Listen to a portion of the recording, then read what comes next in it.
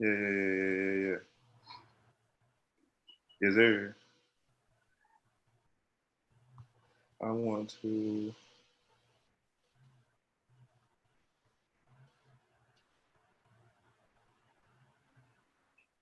Okay.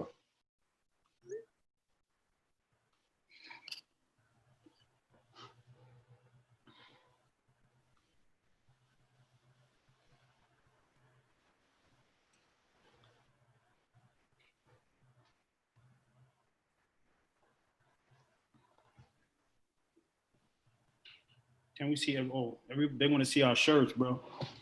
Say what? They want to see our shirts. Well, show your shirt, bro. Show your shirt. So I thought they want to see our shirts. I started first. This is my T-shirt line. Oh yeah, go ahead. Sleep therapy too. This is the Mr. Miller's T-shirt line. Check on your strong friend. We often don't check on our strong friends. We think they are right when they might need the same amount of support that we give the person who's struggling outwardly. We're gonna have the link. You're gonna have the link for T-shirt. Yeah, we're gonna have the link as well. Yeah. This will be up for the T-shirts shortly. Go ahead, Stevon. Oh, my shirt says "Black by popular demand." All right. Hell yeah. And so, my bad, y'all. I'm working on a lot of stuff over here. They got me being a technical guy. Hold up, my computer went out. We have to be the technical guy. We just thank everybody for being here, and coming out and supporting. When we first developed this idea, we had no idea how huge of a turnout it would be, and we had no idea that it would be symbolically on the day of the service for George Floyd. So it's, everything just right on time. So we hope that you can take something from this session today and even pass it on to someone else that you love. So we appreciate everyone taking the time to come out and listen to us. And this is going to be very interactive. It's going to be a lot of fun. We all are crazy therapists in our own way. We're not the traditional shirt and tie therapists that you see on TV. So we come with our own style, and that's why our clients love us so much, because we are real and relatable, and that is what especially persons of color is looking for when they want someone to talk to them about their mental health issues. And appreciate that, Aaron. So, my shirt says "Proud Ally." It's Pride Month, so definitely wanted to make sure we show love for the community when it comes down to sexuality, man. And we want to treat everybody as people first, and then address their issues from there. So I'm big on making sure that we support individuals when for whatever reason. Definitely don't want to discriminate on any types of population. So definitely want to big up it's Pride Month, so we definitely want to show support. I'm a big supporter of them. I have clients that I work with on a daily basis. So definitely want to make sure that. And I got this shirt from Melanin and Mental Health. So them my peoples over there. So y'all make sure y'all check them out, man. They got some dope gear too. That's dope. Yeah. All right. So we in for what's up, Josh? We're about to be in for a great evening. And we have our moderator, Rwenshaun Miller. All right, it's on you, Bashea. Yeah, so we wouldn't, this wouldn't be right if we didn't take a moment of silence for all of us that have either lost someone, all the people that are lost. And while we put this thing together, we need to pay our respects, acknowledge them, not just the people that we have listed up here, but historically, our people from back at home to today. So we just want to take a moment and just bow our heads and just show some love and respect and just honor them.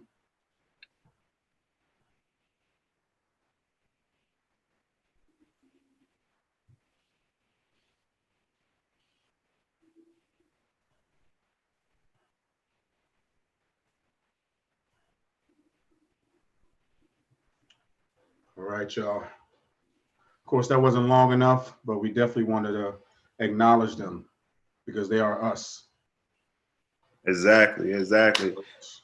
Man, so again, we want to appreciate everybody for tuning in tonight. Again, share it wherever you want to share it. We make sure that we have enough capacity in here to hold everybody, but we want to make sure that for the chat, if you want to just drop a comment, man, just use the chat function. But for question and answers, what we're going to do is use the Q&A tab on that one.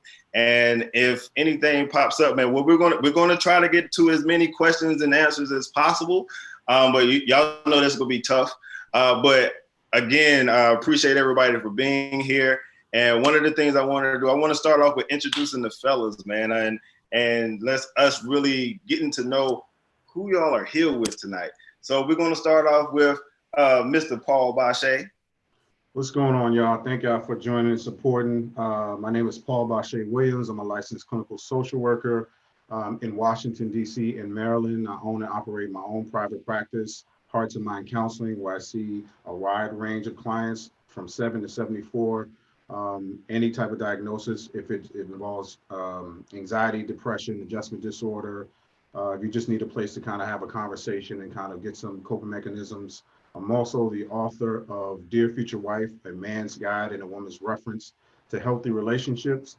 And it's couples therapy in a book. It also touches on any type of relationship that is single, married, dating, courting, engaged, divorce. It has something in there, and it's a guide for men, but also I know women will reference it. And there's a workbook in there as well. So you can actually put some work in and understand yourself and how you operate in relationships. Definitely. And I'm gonna drop the actual link to the stuff in the chat as well throughout today. So y'all make sure that y'all tune in and make sure that you cop the books and stuff as well. We're gonna go to Mr.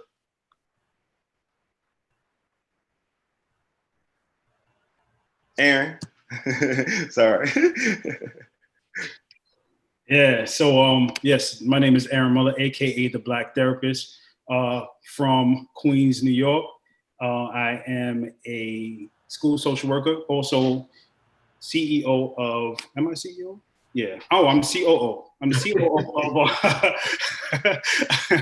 I'm the COO of Life Matters Psychological Services, alongside my wife, Dr. Trudy Ann Gale.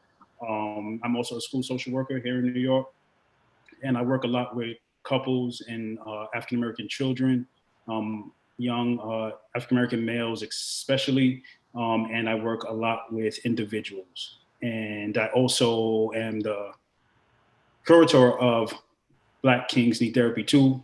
So please copy it today. The link will be in the chat as well. And I'm happy to be here. Thank you. All right, next up we got Mr. Stevon Lewis. What's up with you, brother? What's going on with you, good sir? Thank you guys for attending this and being supportive of what we're trying to do here. And thank you fellas for having me be part of it.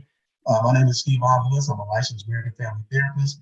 I'm in private practice in Torrance, California. It's like a little offshoot of Los Angeles. There I see or work with individuals struggling with imposter syndrome. So imposter syndrome is kind of people who you'll see and you'll look at them and you'll say they're doing really well, that they're doing really good, accomplished a whole lot. Hey, bro, I don't know if you got to put your headphones on or something. Put your mic. Can you hear me now? Yeah. All right, for sure. So working with imposter syndrome, these are individuals that you and I would say are doing really well in life, that they've got a lot of accomplishment. And for whatever reason, they aren't able to connect with that accomplishment, so that they walk around in life kind of having more anxiety or depression, and feeling like they're going to be found out to be a fraud, even though they have the skill set and abilities to really continue. They said they can't hear you, bro. Can't hear me? Yeah. What about now? Maybe no. Can you hear me now? Much better. I guess that's better. Is that better? I mean, are we going to start with the jokes now? Or we're going to Is that better? Is that better or not better? Much better. Or not better? That's better. Yeah. Is that better? No headphones, bro. Okay, is this better? Is this better or not better? Yeah. It's better. Everybody you can shoot if you want to. Don't worry. Just know that I'm gonna come back at you. I'm gonna come back. So send it my way. I'm gonna come back. I the don't know. last thing you guys heard? We ain't heard nothing, bro. Yeah, I guess, you know, yeah, just Start start from all the over, beginning. bro. Just start from scratch. I hate you guys. I am Stevon Lewis. I am a licensed marriage and family therapist. I have a private practice in Torrance, California. It's kind of an offshoot of Los Angeles. There, I work with individuals struggling with imposter syndrome. People with imposter syndrome are really usually successful people. You and I would look at them and say that this person's doing really well in life. And for whatever reason, they are unable to connect with their success. So they consistently kind of feel like they are going to be found out to be a fraud. In addition to kind of working with people struggling with imposter syndrome, I work with couples and kind of help them, usually newer couples, create a foundation so that they can kind of move through their relationship in a healthier way. Nice. Yeah, I know all of us has been through some imposter syndrome, so that's huge. And Stevon, you didn't say that you was seen on OWN Love Gold.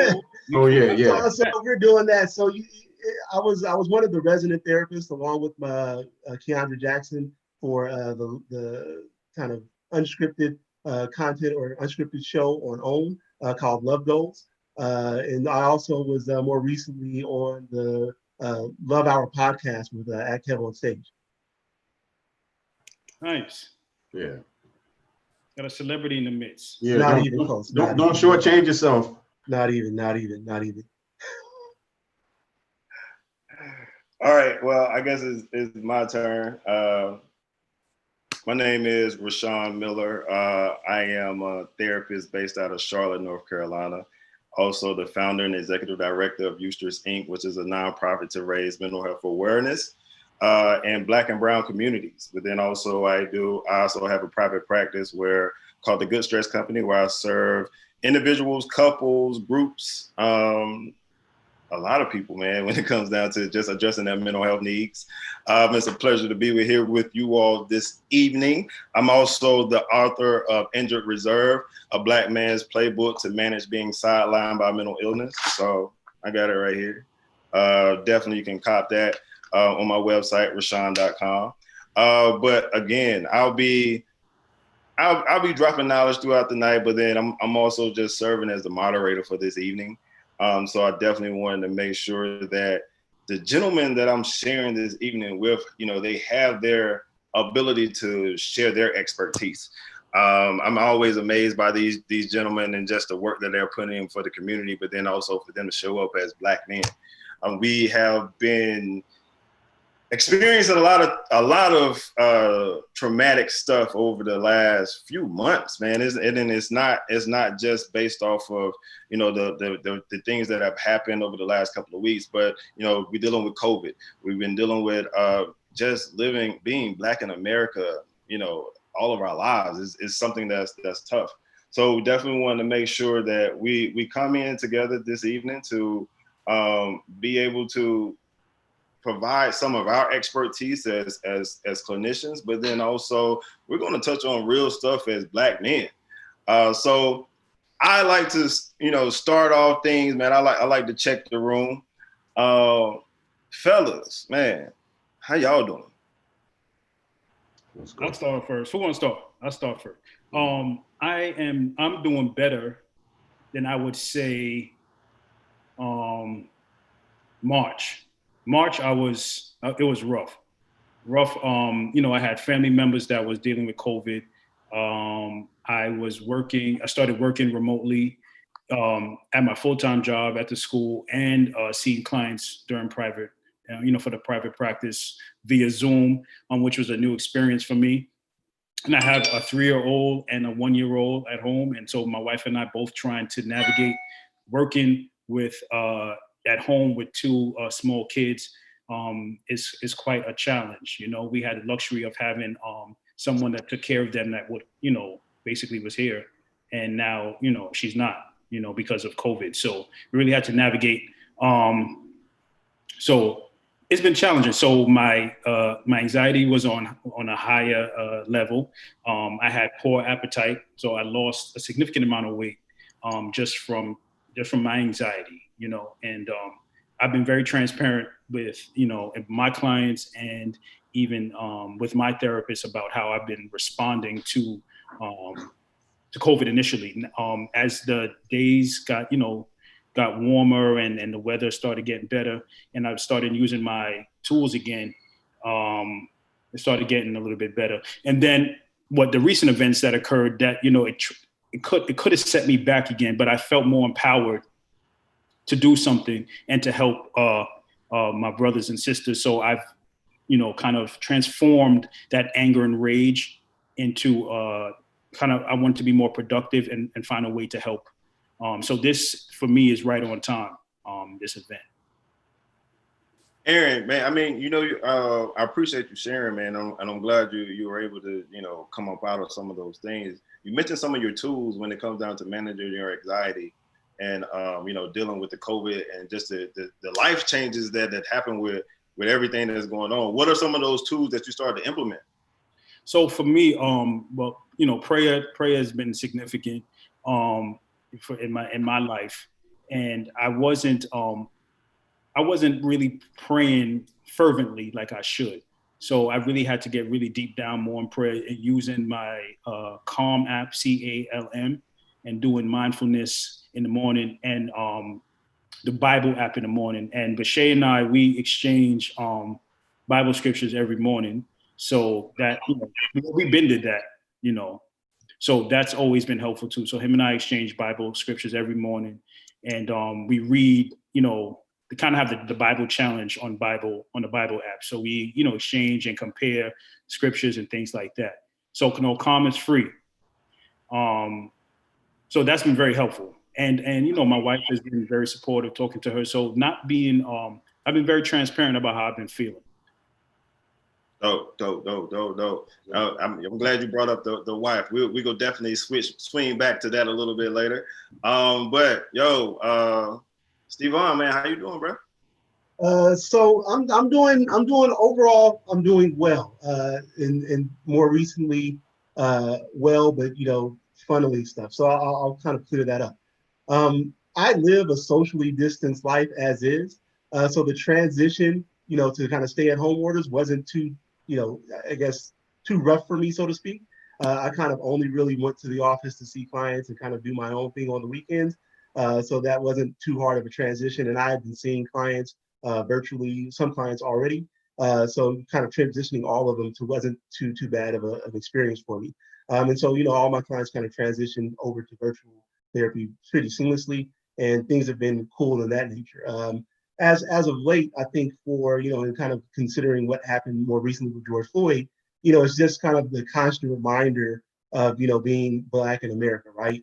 And so for me, like, I've been a big Black male my entire life. So even kind of growing up, I've always been bigger than most folks. So, get a visual, I'm about 6'2.5", about 250. So I'm a pretty big sized dude, right? And so kind of navigating the world through that lens all my life is that the sad reality is that it hasn't been a difference now because of what happened to Brother Floyd, right? That I've always got to worry about what it's like for me when I leave my house. And so kind of, the sad reality is that I haven't had to kind of shift in that mindset, but things I do to kind of make sure that I don't kind of, engage in that stuff too much is to, I haven't watched the video. I don't watch videos of Black men being slaughtered anymore. It's enough for me to hear about it, to know. So I don't need to see the images, and kind of engaging in conversations about that stuff, allowing myself the opportunity to kind of, disconnect, I guess, from social media and whatnot. So definitely putting parameters around that. And believe it or not, my favorite kind of self-care activity is to go ride my bike. Like, I have an actual bicycle. I spent some coin on it, and, picture a football player on a bicycle. The size of a football player, didn't play football. But yeah, you'll see me riding down the street, and I'm in the spandex and the whole nine, and that's how your boy gets down. But that's what's up. That's who Lou is. That's what's up. Is it a one piece, or is it just like you got the two piece? Come on, man. I got a bit of a jersey, man. I don't have a. There are two pieces on mine. I do have a skin suit, some of those, but my abs aren't what Rwenshaun's are, so I gotta make it work for me. Right. Bruh, I love it. That's dope, though. That's dope, bro. That's dope. We gotta get a picture of that. Nice. I have one. I will post it to social media. Watch. Oh man, no. I really, I appreciate your openness, bro, and being able to share with just, finding ways to disconnect. Mhm. And because we live in a social media age, and it seems like with the entire switch to stay-at-home orders and all that, like we're glued to the phone and stuff now. So I mean, how do you develop that discipline? Right. So sorry, you want to go, Stevon? Oh, Ken, you want to go? Can I go? No, go for No, it. I wanted him. I mean, we're gonna go around, but we heard Stevon already. So that was his follow-up question to me. So I'm all right, ahead go. Fine, go. You're getting greedy. You're getting greedy, Aaron. You're getting greedy. Yeah, look at it. You want to take all the shine. No, so I think I have pretty good boundaries with stuff. I know that for business, I'm pretty active on or try to be on social media. So kind of making sure that I do step away. So I'll put my phone down, or when I'm kind of working with clients, or right after I work with the client or have a session, then I kind of don't try to hop right on social media. The way I think of it is kind of like if you grew up like me, you grew up in a house that has 2 doors, right? One wooden door, one screen door. So I try to make sure I put some boundaries around stuff, and I let some stuff in, and then some stuff I make sure I block out. So if you send me a video and it has one of those things of graphic content, or if I see an image where it's cops in it, I'm not going to look at it. I'll kind of mute some people. Maybe I guess they're going to know now. They're posting a little bit too much of what I want to see. I'll mute that to protect my own kind of sanity for the moment. Because again, I live in this skin, so I don't need to be reminded daily. I know that walking into a room, what I look like, and when I wake up in the morning. So, I kind of make those kind of changes to make sure that I monitor how much time I'm spending engrossed in stuff. It's a difficult balance because you want to stay informed, right, and be connected. And then you also want to make sure that you aren't so connected that I'm now starting to, not want to really get out of bed. Yeah. Definitely. Appreciate it. Oh, man. Bashea, what's up with you, brother? I'm a little better today. The last 2 days have been tough. I also manage the performance anxiety, so I had a lot of different things coming up. So this morning I was kind of anxious because I did the news earlier, and I know we had this coming up, so I kind of like overthink. So I had to process that. But prior to that, man, COVID, like you said, Stevon, like I needed that slowdown. For me, it was just like, all right, because I was doing a lot and I was subscribing to a lot. I wanted to be here, be there, travel, speak, so many different things that I want to do in the middle of seeing clients. So I had a whole plan this year to really go hard and establish some different things, open up another office, hire some clinicians. And I was planning to do all that at the same time. But COVID said, slow down. And it was okay for me. And it helped. But I also was tested positive for it. So that was another element for it. I didn't panic or anything like that. I just knew that it wasn't the typical flu. It went from, having the chills, it went to having the fever, to the night tremors, shortness of breath. But what I did was I didn't stay in the bed all the time. I got up and I walked around, up my multivitamins, and it lasted for about 2.5 weeks. And so after that, I was just like, all right, I really need to slow down. Like God is really telling me something. And as we move to today, that's what I've been doing, basically being very strategic in what I want to do, as opposed to saying yes to everything. Because I was a yes to everything. Like, you need help, I got you. You need another client, I got you. Like all those different things, like count me in. And it was too much. But like Aaron said, like we were sending prayers. We do like the devotionals and stuff like that. And I loved everything about us, like us connecting. Like I've met so many dope Black male clinicians over the last like 8 months. And it's just amazing how we're connecting. And it's no ego. We're just having a good time. So it's been amazing for me. But like I said, the last 2 days, it's been a lot of anxiety. So I did check in with my therapist too. We meet bi-weekly and we kind of talk some things out. So it was good. So like you said, Stevon, too, I set up boundaries. I don't watch the videos. I can't. I have experiences that we'll get into that are very triggering. Like you even mentioned it, and it goes back to a spot. It goes back to a time. It goes back to a date. Like maybe 3 or 4 different instances where I've had some bad experiences. Definitely. Creating that boundary, man, is definitely key. And I hear it as a underlying theme for us. But then also I appreciate you mentioning that the fact that you got a therapist, bro. Like, I think that's something that we don't acknowledge a lot of times, that therapists have to have therapists too. Right. You know, and because we have to have a place where we can get off, you know, just our own feelings and emotions, and being able to just address our own stuff. So I definitely appreciate you bringing that up. Definitely. I guess for my own check-in, I don't have anybody to ask me the question. How are you doing? How are you doing, Rwenshaun? How are you doing, bro? Sir? How have you been? What's good, bro? Oh man, so for me, I felt myself getting burnt out. I ain't even gonna lie, because I've been similar to you, Bashea, man, speaking and clients, but then I'm also in school.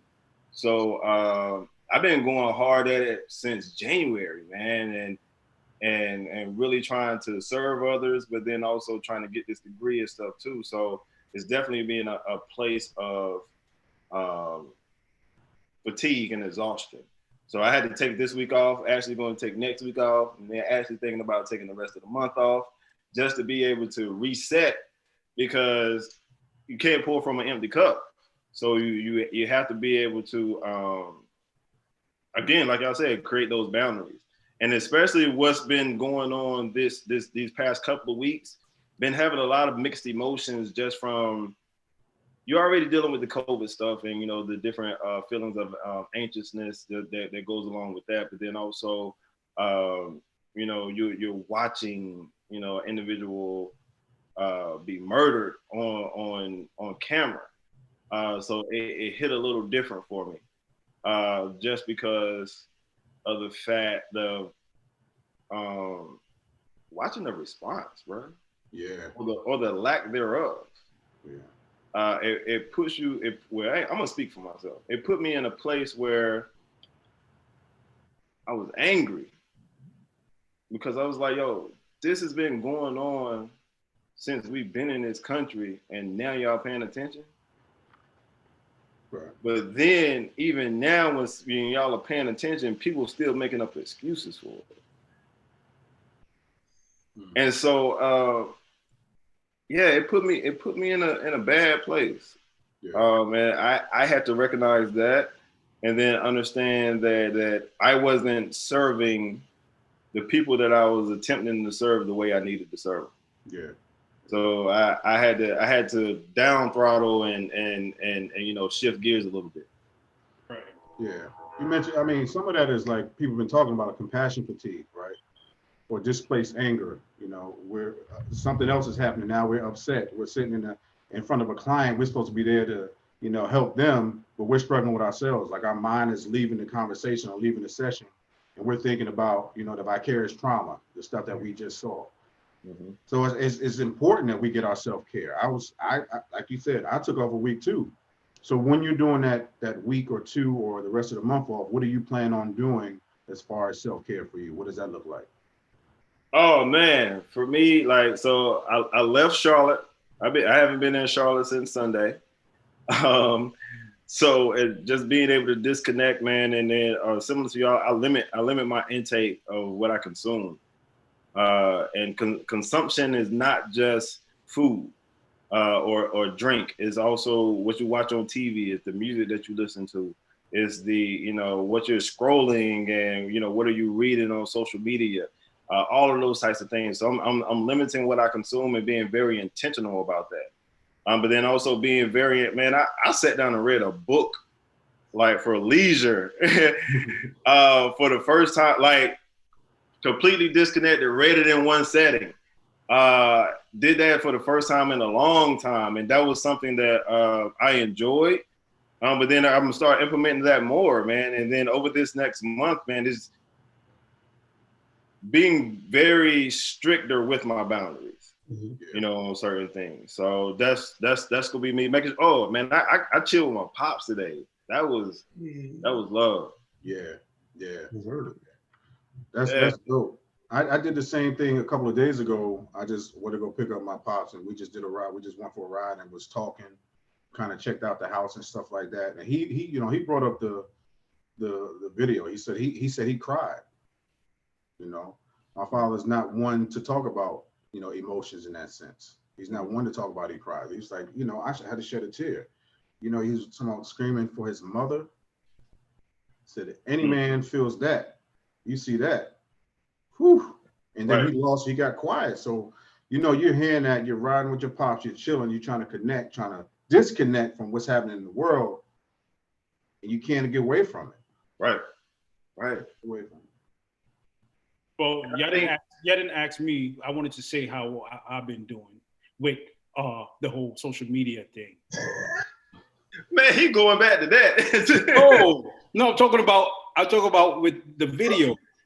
I actually, like I told Bashea, that I really disconnected from reality in that respect. So anytime I saw it like on my timeline, I just quickly scrolled past it because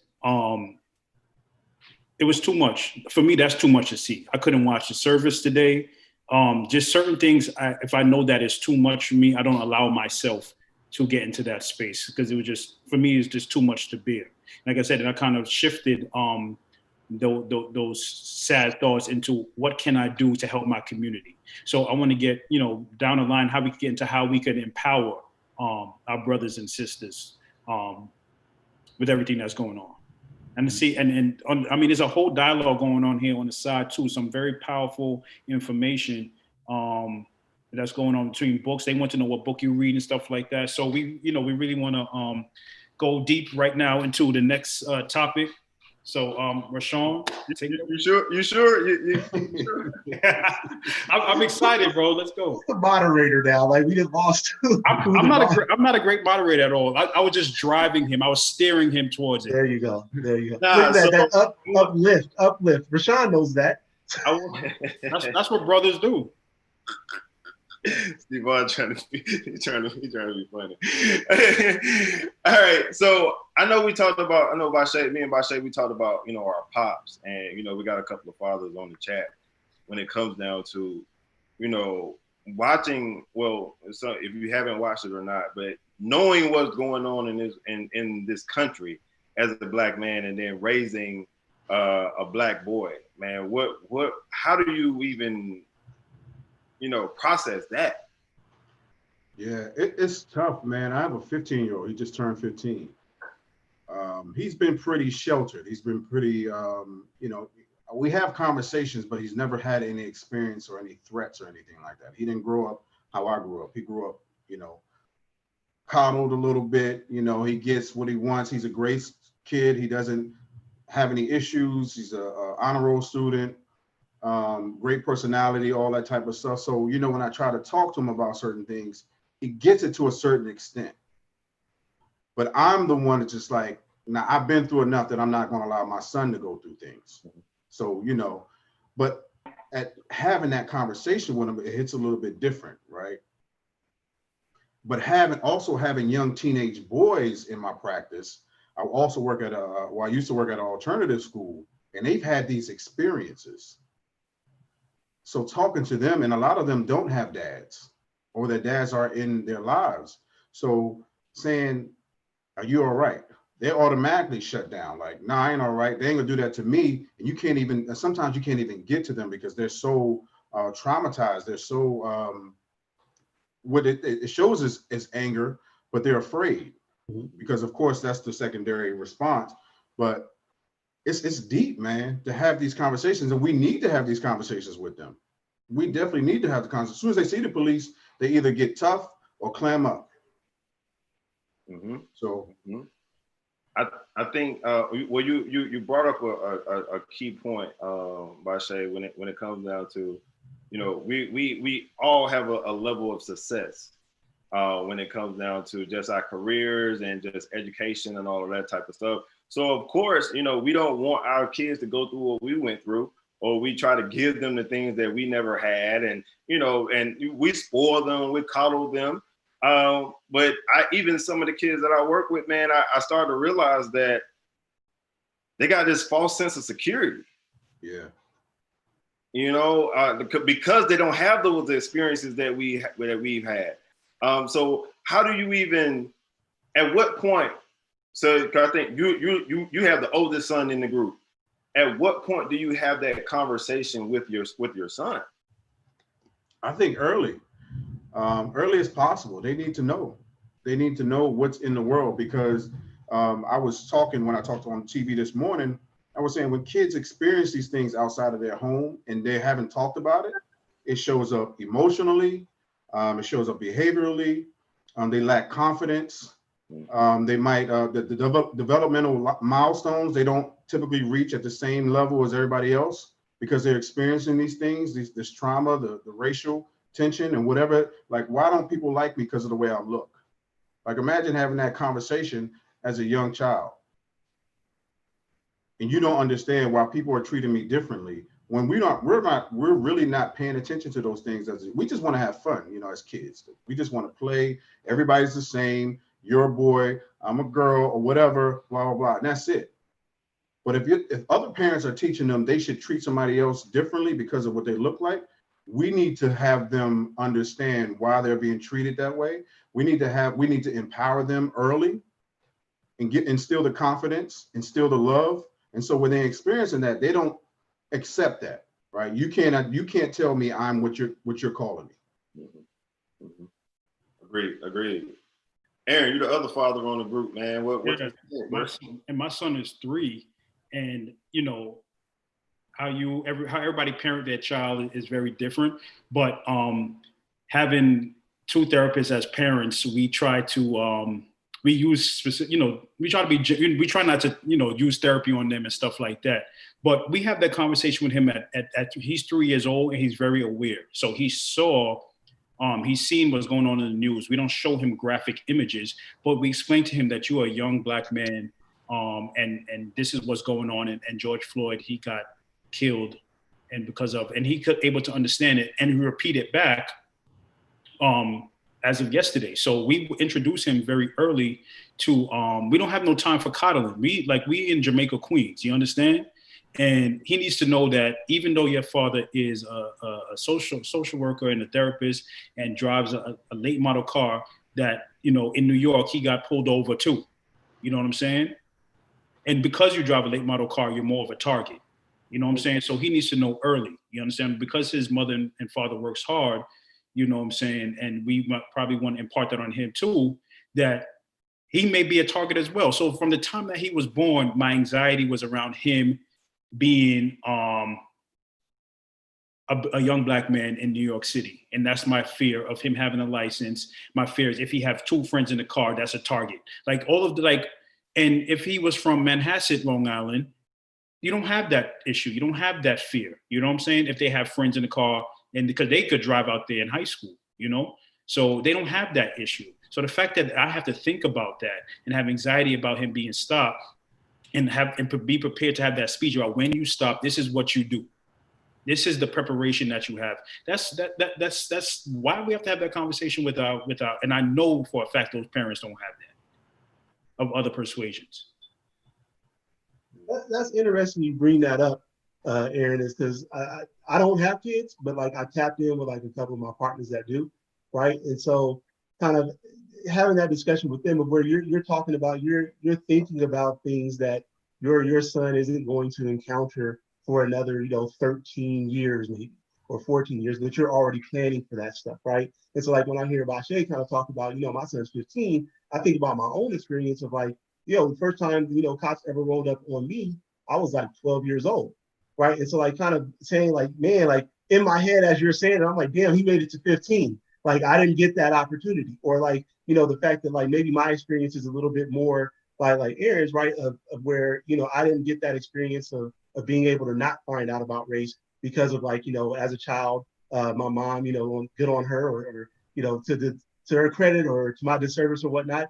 I got, out here in California, you can get bused out of your area to a different school, to go to a different school that's not the local school close to your house, right? And so I got bused out to a school that, was kind of predominantly white. And so I became really aware of what it meant to be Black, and that I got different treatment at the age of 8, right? So for me, it's kind of being aware of that hey, the rules for me are different, and I'm gonna have to navigate and move through life. I had to learn that early, just not by choice, but by fact. And so things 8 years old. Then 4 years later, I'm having my first encounter with the police where I'm standing at the bus stop waiting to go to, catch the bus to go to school.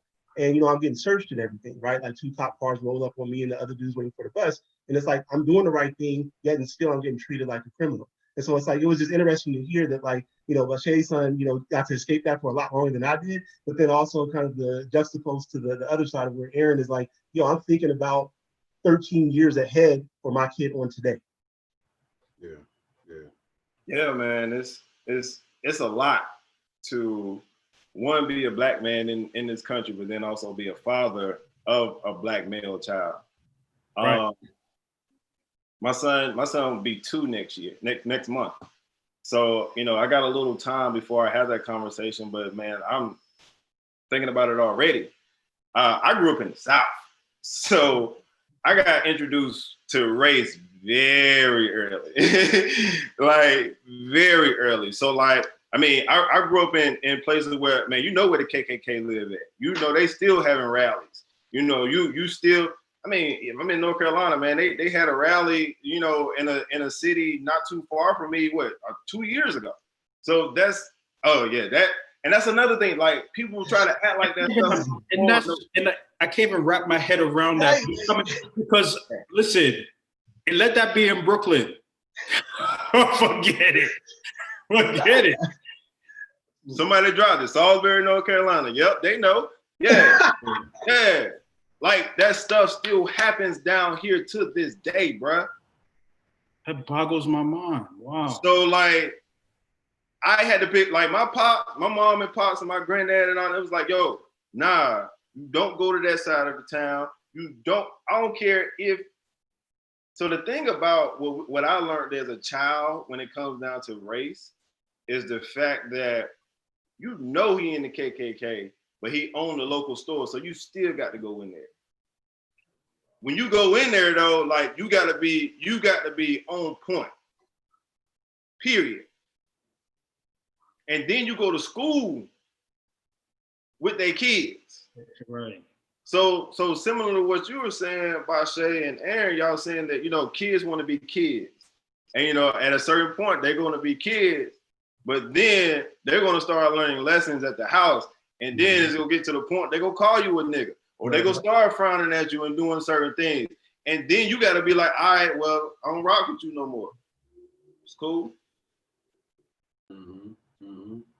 So I know, Arron, you said you had an experience. Stevon, you said you had an experience. Rwenshaun, have you had any experience, like encounters personally with police? Oh man, yeah.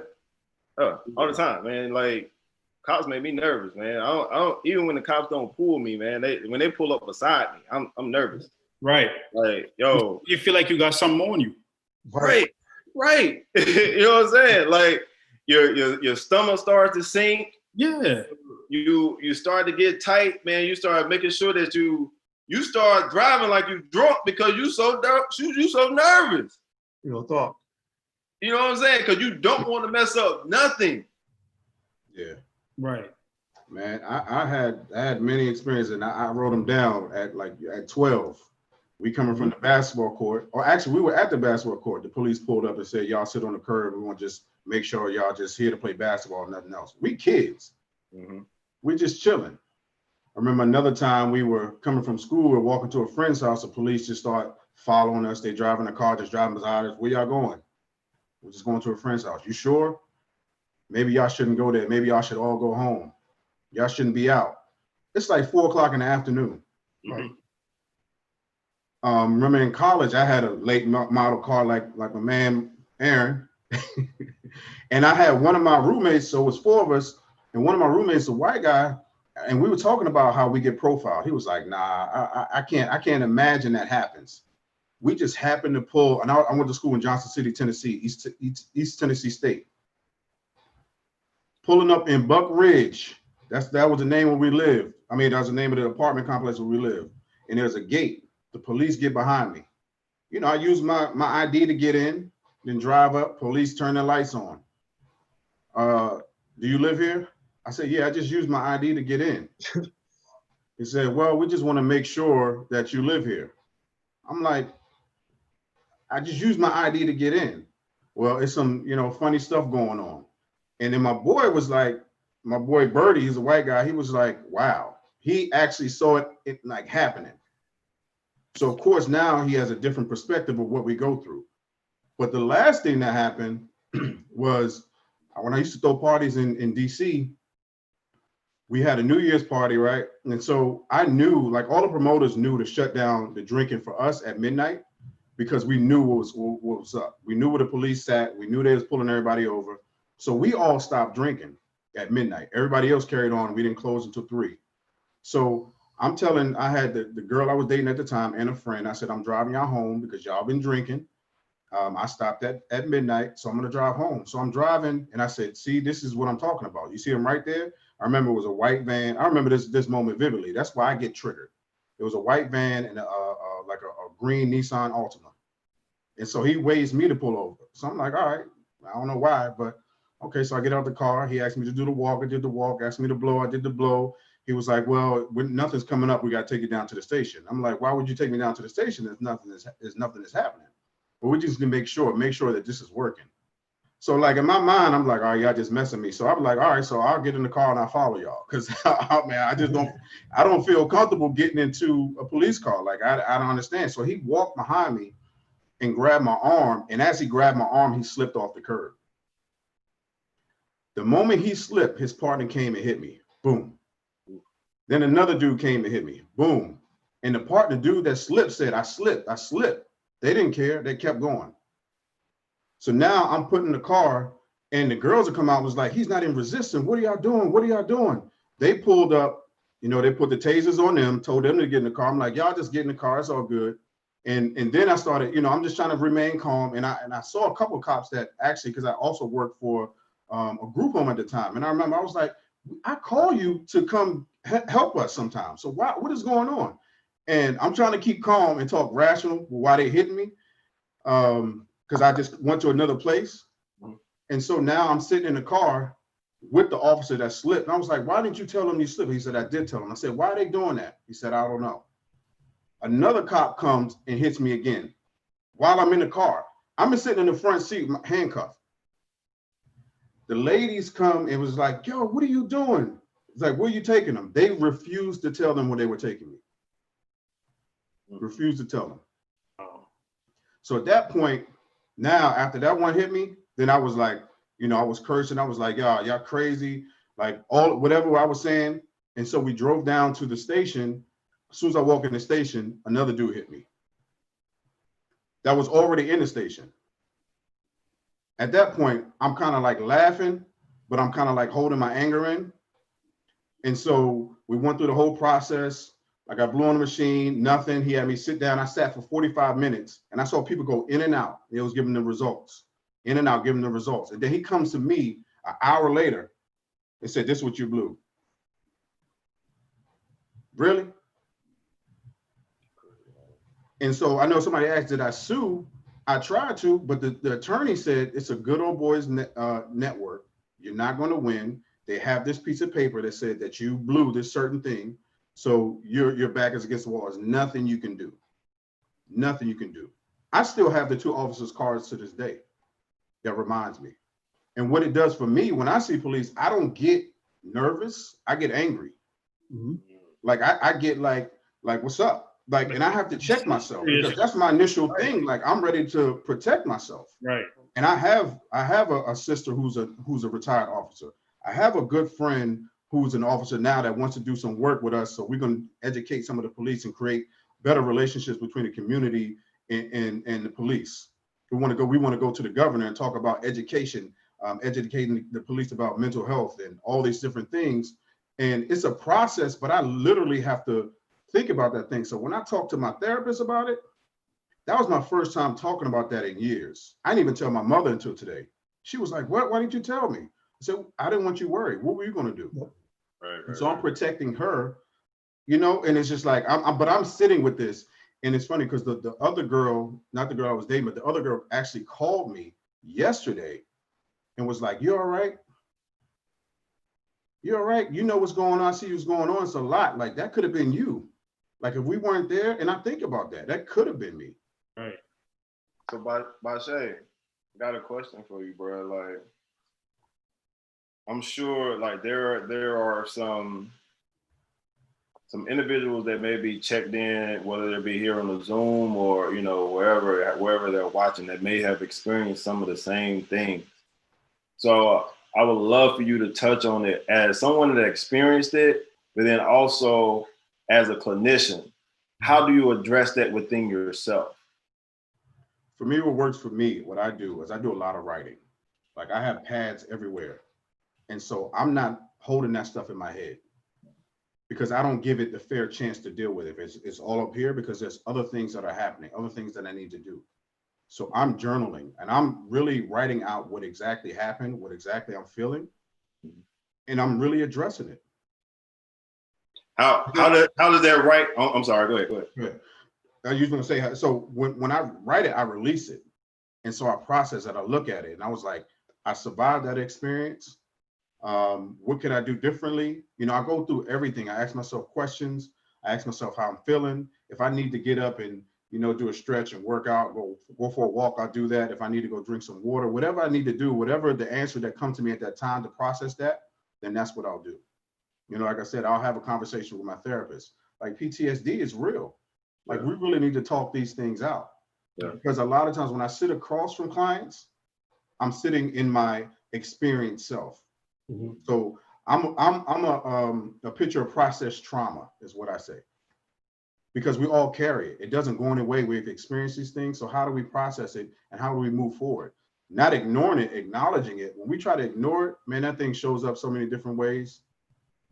So many different ways. So I know I can't watch those videos. Mm-hmm. I can't go down and do so much marching because it does something else for me. Like, I'm upset. And then I see somebody else getting hit because of whatever reason, then I'm like, I'm triggered and I might respond in a way that's unhealthy. Right. Or unsafe. Yeah.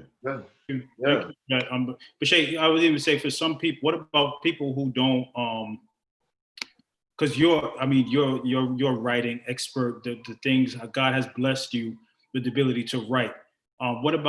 What's some other ways just for like people who maybe not, you know, who don't write? What are some other things? Good question. Because me, that's the last thing I would think about. I always encourage my patients to write, but that's the last thing I think about. That's the last thing I think about. So what if you want to, you know, bust a cap in somebody because you're so angry, you want to tear off your skin, or you just want to go, you know, set something on fire? And I'm being real because the anger that's inside of you, the gyms are closed, the anger the rage that you feel.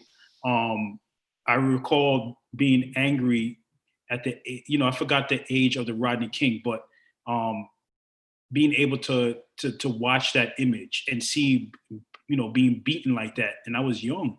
And I remember being angry because he's like, yo, how can someone be beaten like that? And then I recall even when Amadou Diallo, when that trial came out here in New York, and he got off, the cops I was like, I was infuriated. And again, I think I was in junior high school at that age, or something like that. So it's just an anger that's inside of you. So, you know, the gym's being closed, we have this anger and aggression. Besides writing, what else can we do? So music is powerful. You have to recognize the power of music, right? It literally sets the tone in our emotions and our feelings and what we're thinking. So music is one of the things. Even though the gyms are closed, you still can exercise. You can still do push-ups, you can do sit-ups, you can run in place. It might sound silly, but we used to run in place when we were little. So some of those things that we used to do, we need to do today. So go for a walk. You know, you might think you can't write, but you're not writing to publish a book. You're not writing to a song that you're going to rap or whatever. You're just writing exactly what's on your head, what's in your head.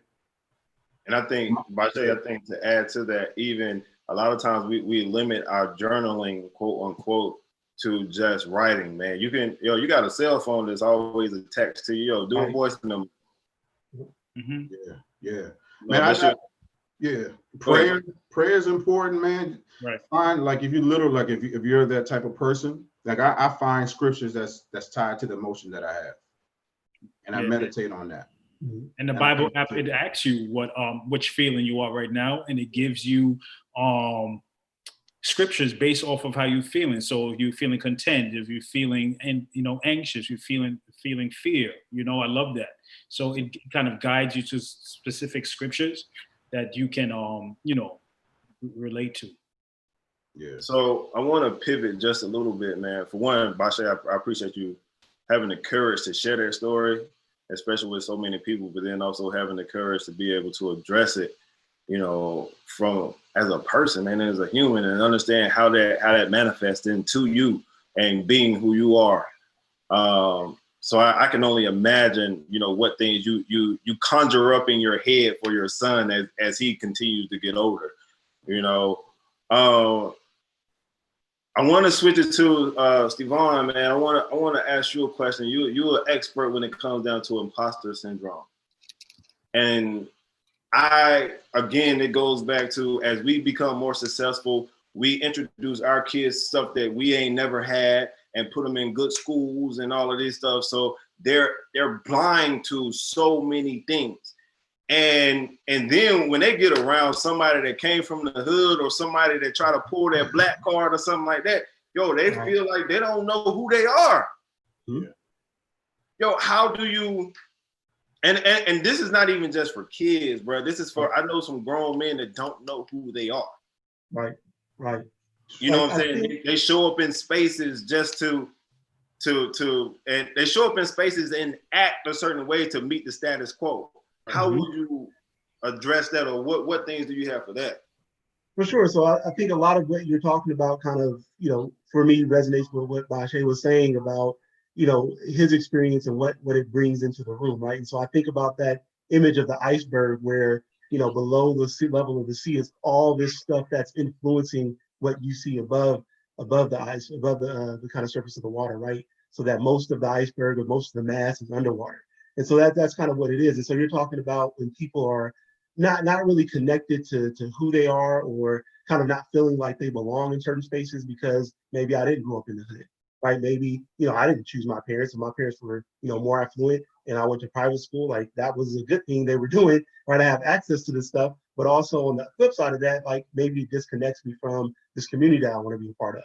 And so kind of getting people to be okay with the idea that, you don't have to look a certain way to kind of be part of a group or to be labeled as such, right? And so your knowledge of the latest song to come out, or know how to do the last dance, the most recent dance, I don't know if that makes you more Black than somebody who doesn't know how to dance at all, right? And so I think, part of that was also learned for me as a kid, going to a white school and then coming back to a school in the hood after elementary. I didn't fit in, right? Like, I was skateboarding and stuff, and like nobody in the hood was skateboarding, even though I lived in the hood. And so when I went back to the school that was in that community, they're like, you skate, you say, dude, like, what are you doing? You get good grades.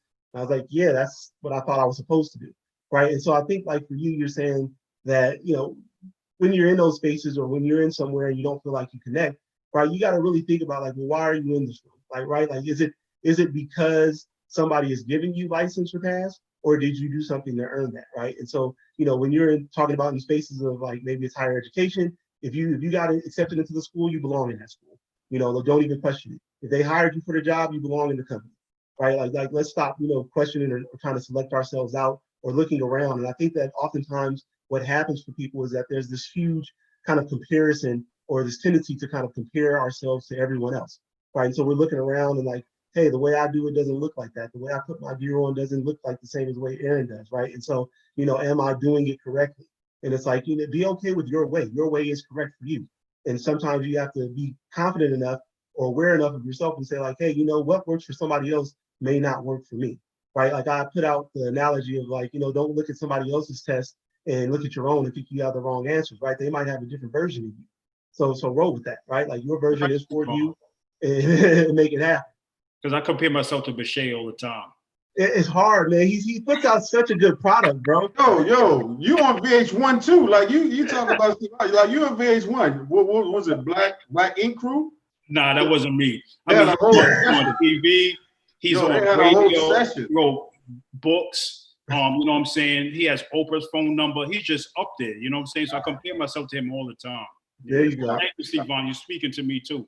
You're Steve, welcome. You're welcome. I got a question for you though. So yeah, we talked about.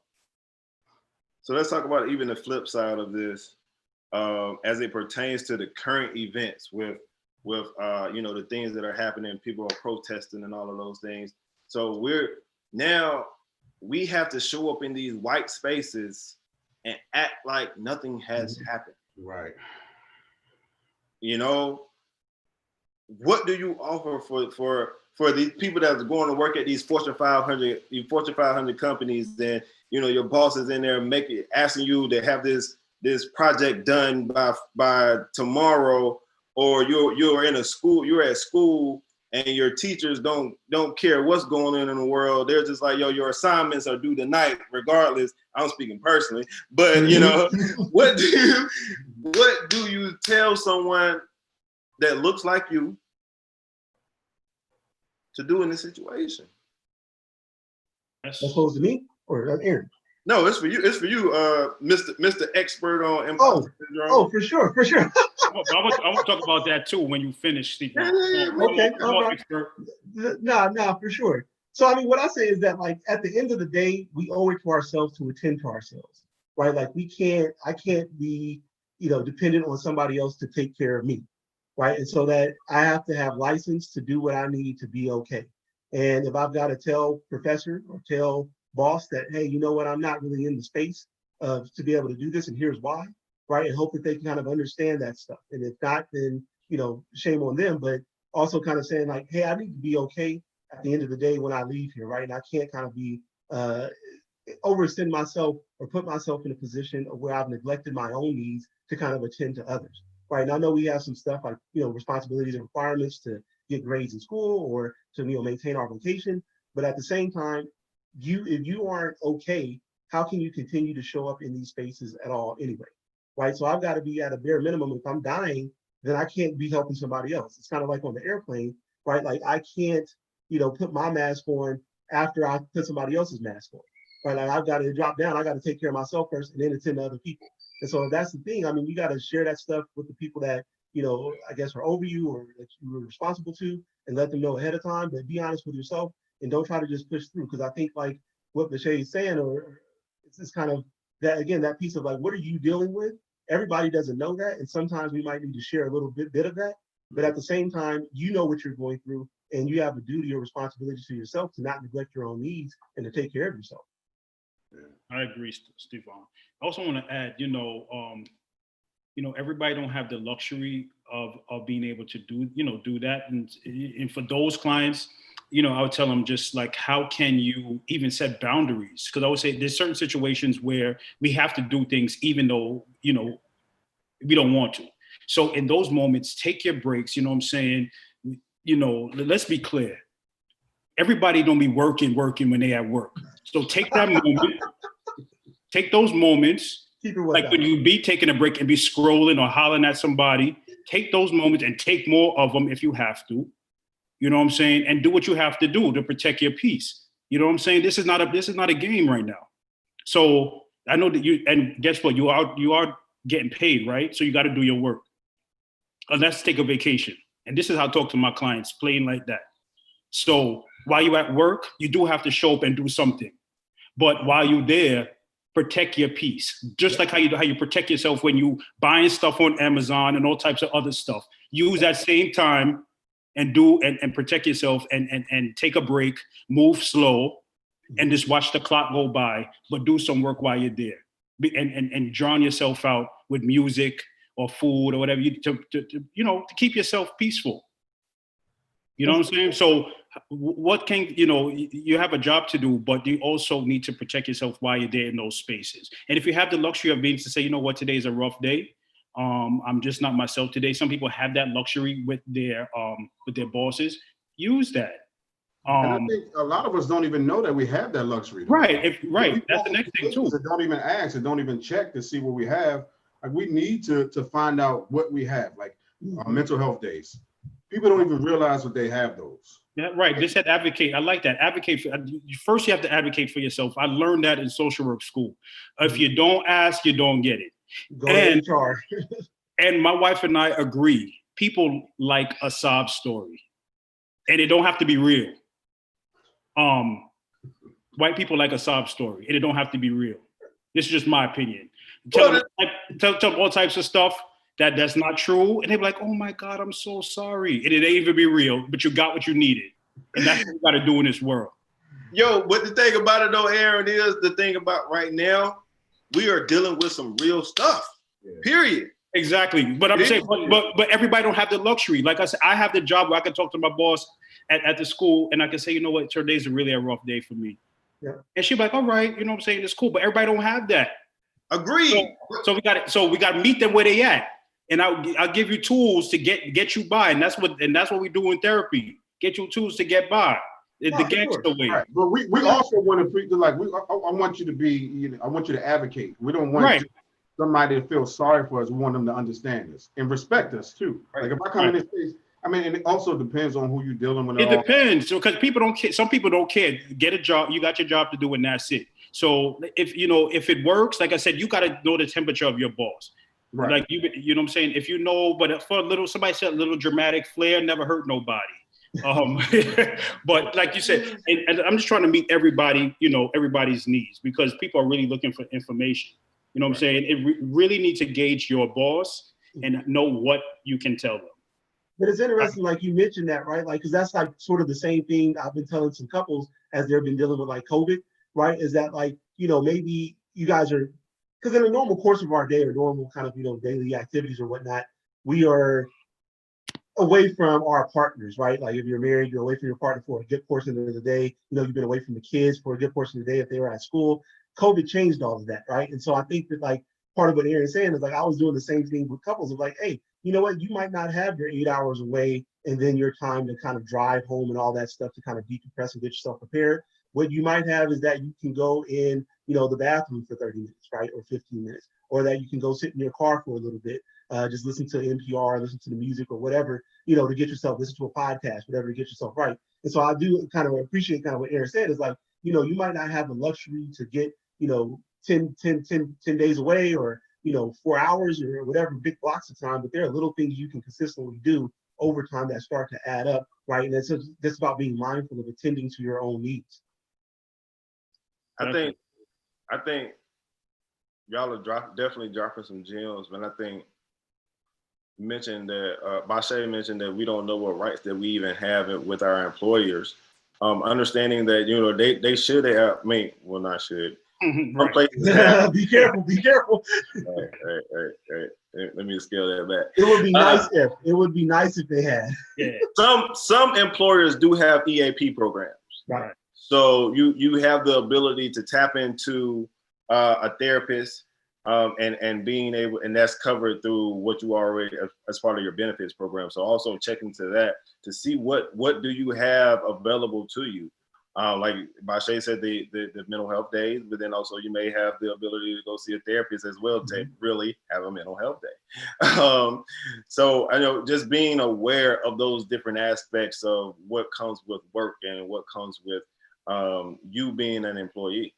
So kind of speaking to that too, I mean, my wife's in HR, so I have a little bit, kind of inside knowledge about some of that other stuff, right? But like how you were mentioning about EAP, but also like if people are paying into like, flexible spending accounts or health savings accounts, for them to recognize that they can use that stuff for therapy as well to pay for services at times. So sometimes we might think that like it's only insurance, and if they're not, in-network provider, then I can't access that stuff. But also, depending on kind of what your benefits are, just at your job in general, like if you've been paying into some of those funds, you can use those for services as well. So people kind of getting the avenues or understanding that they have maybe some more resources at the helm than maybe they're aware of. So talk to your HR, that's what they're there for.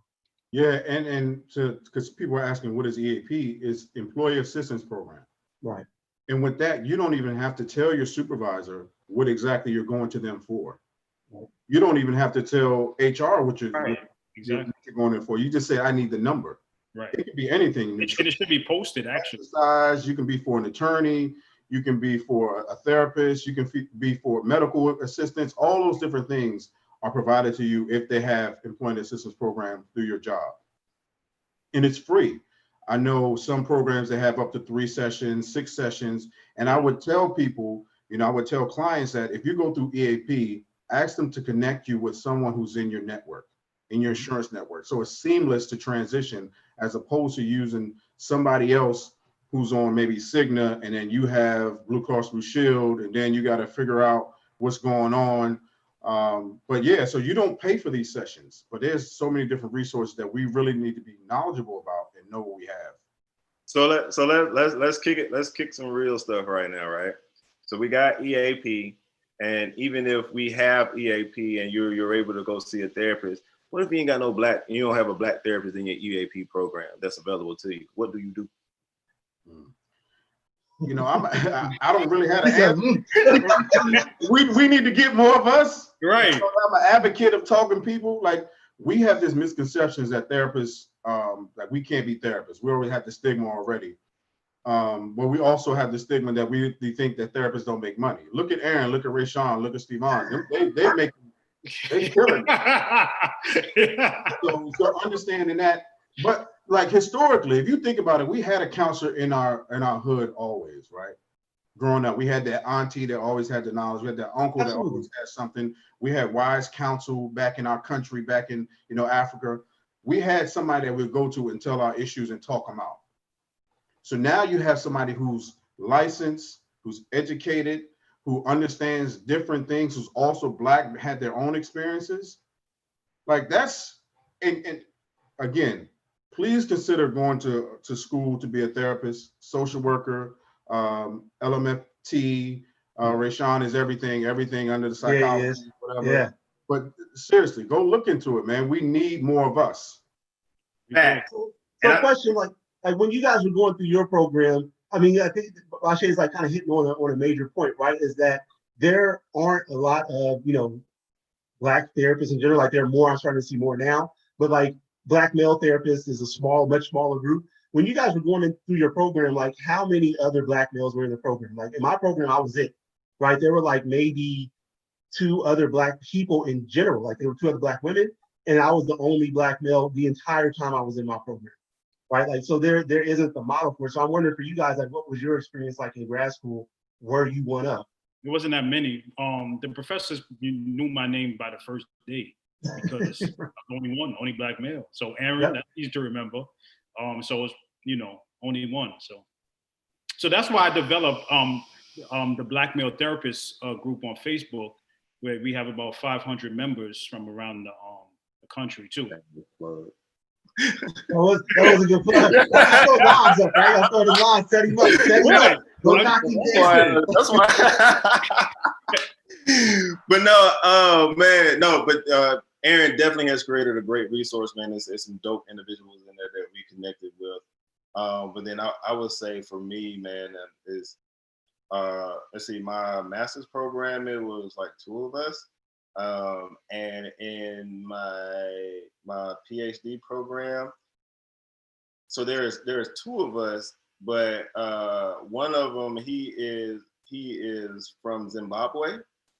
So that dynamic can become, iffy sometimes, as far as like if you identify as black or not, or you just identify as African.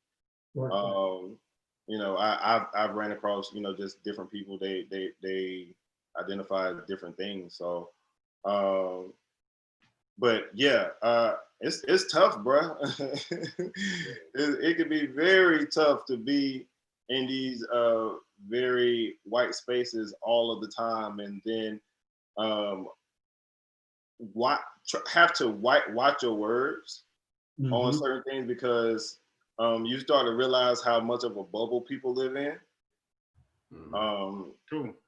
But and we have to navigate that bubble, period. So it can get tough. But going back to the question that as far as the EAP, if you don't have a black therapist that's in your EAP, also reach out to try to find a black therapist in your area. There are some therapists that do things on a sliding scale fee.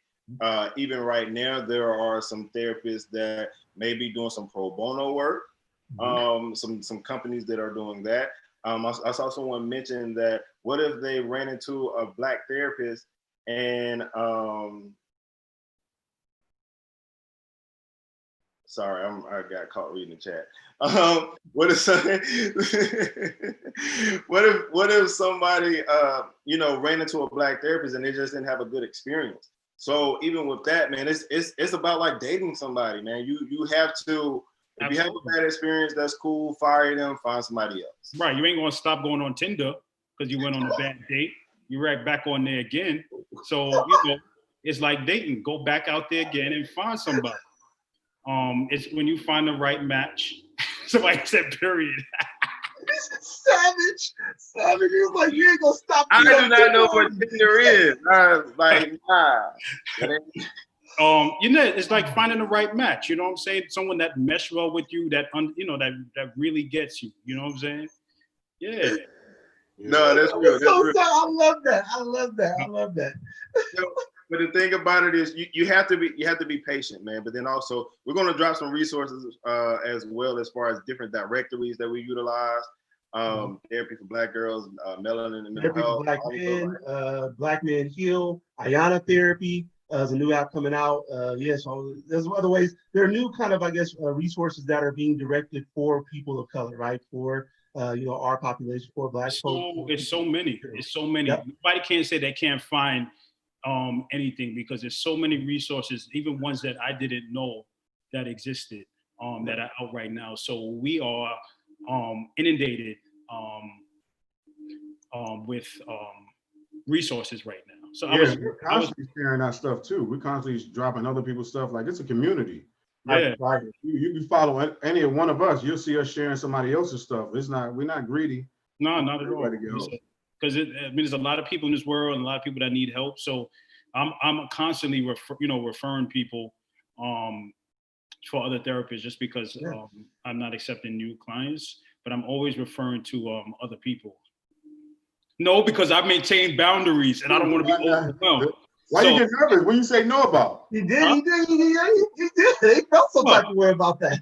What? I want to maintain my balance. You know what I'm saying? Yeah, like, clients now, you're saying 2, right? You at 2 a week? What? You at 2 a week? No, remember, I have unlike y'all, I have a full-time job too. Y'all all just do it privately. I have a full-time job. So you get double money. All right, we got it. Yeah. So, I mean, I want to, shift gears a little bit, even when it comes down to we talked about the identity factor and how we're viewed in this world as Black men. But I know, so I played ball in college. I know Bashea played ball in college. Bashea, what do you think about it from the aspect of,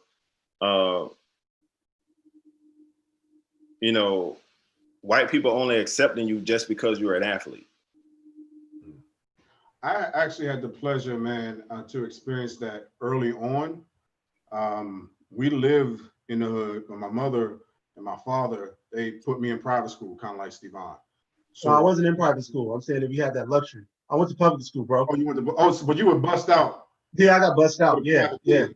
So I at 8 years old, I had to wake up at like 5:30 to make it to the bus stop so I could get there, man.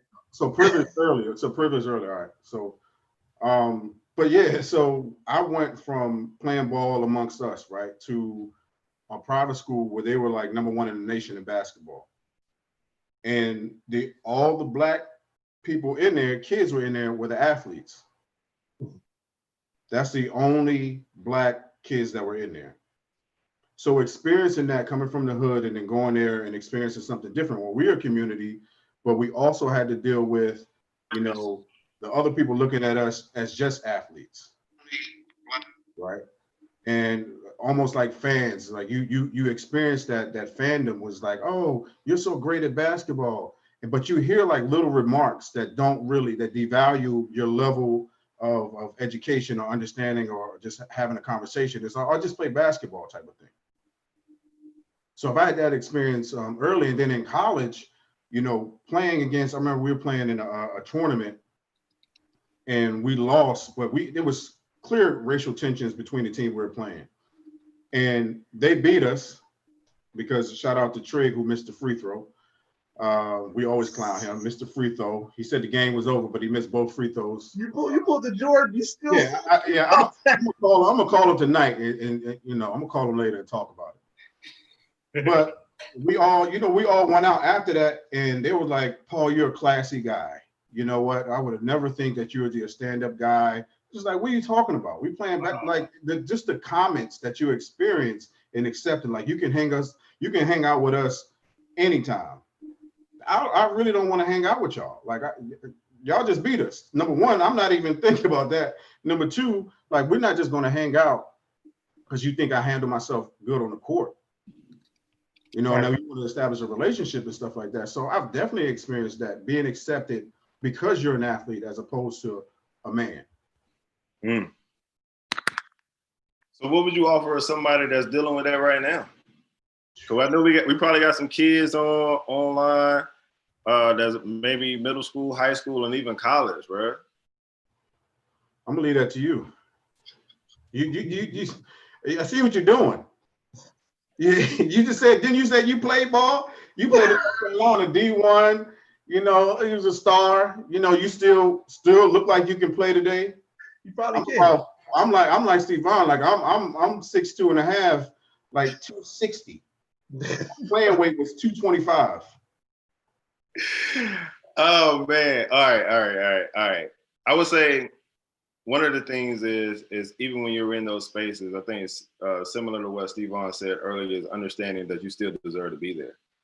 But then also find your tribe, and being able to cultivate that within a certain arena, and finding at least one person that you can trust, and you know, have those conversations with, is going to be key.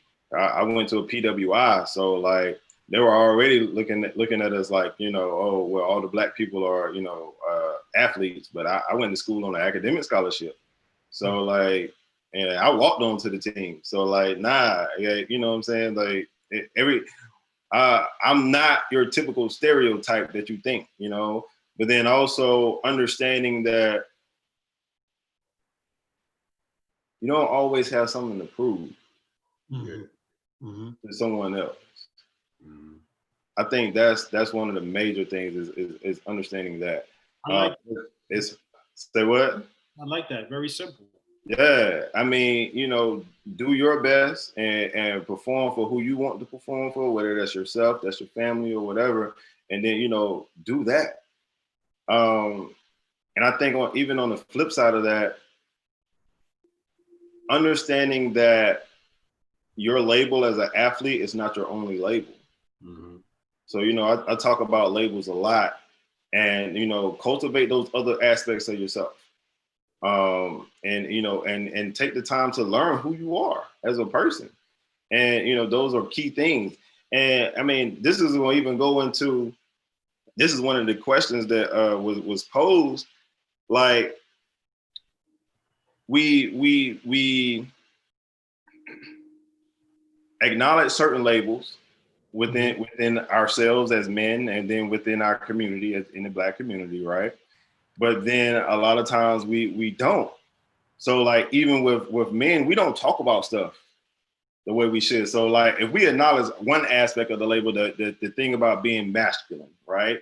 And so we don't talk about different emotions. We don't, you know, go to therapy. We don't share. We're never hurt, and all of these types of things that keeps us from addressing our own mental health. So as therapists, well, this is gonna be a two-part question.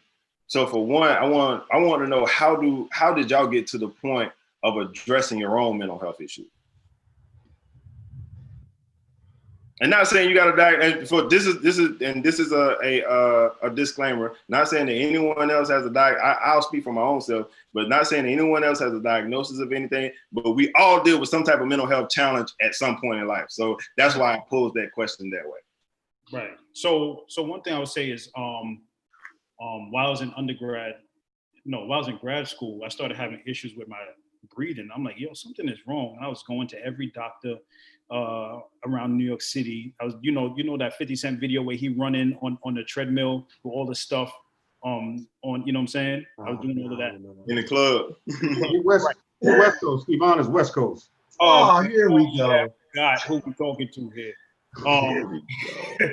Yeah. So So I did all these tests, and then it's like God spoke to me one day. It was like, yo, you have anxiety. So then it affects the way I breathe. I have a lot of physical symptoms and things like that. So once I came to that kind of realization, that I kind of shifted how I manage it and how I deal with it and stuff like that. We all deal with anxiety on different levels. But first thing is, like, for me, acknowledging it, talking about it. And that's what really helped me.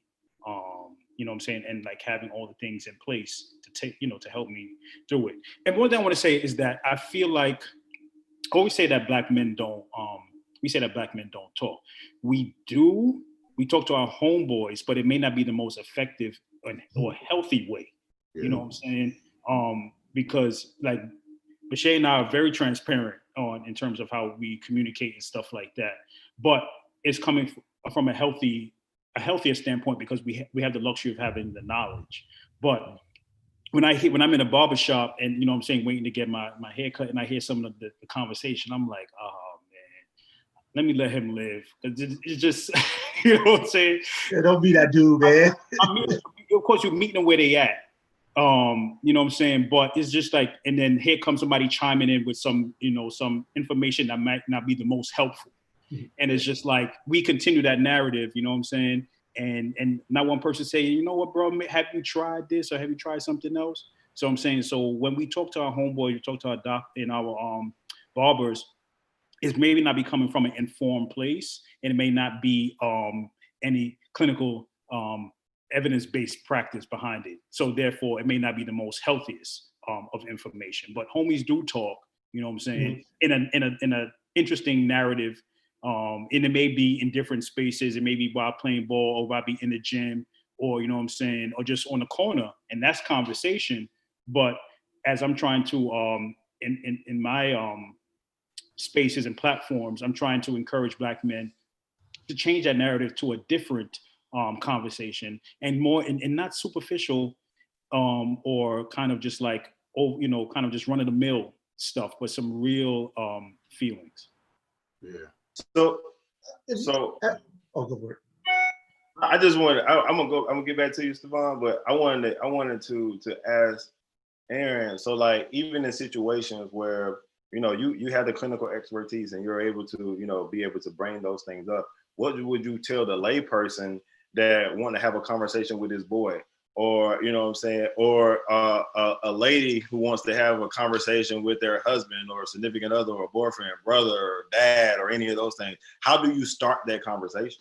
But you know what, and I'm glad you asked that question. The first thing is that you need to feel comfortable and trust that person. So if I'm going to share something or be vulnerable with you, I have to have that trust there. And that's another thing, that when a homie want to have a conversation with another homie, to get on another, like more in-depth conversation, or more like feelings involved, thing like that, it need to be that you're not going to clown me. You're not going to tell another homie about how I'm feeling, things like that. So it needs to be a level of trust that I know that what we have is, or the conversation that we have is going to stay there. So the first thing is that space to be vulnerable. So one, that I trust to tell you, and then two, that I know that you're not going to tell anybody. Anybody else want to add? Well, I was going to speak to the part about, well, I don't know if you guys have seen it or heard of the documentary, The Mask You Live In, or The Mask I Live In, but it kind of deals with like masculinity and how masculinity is shaped.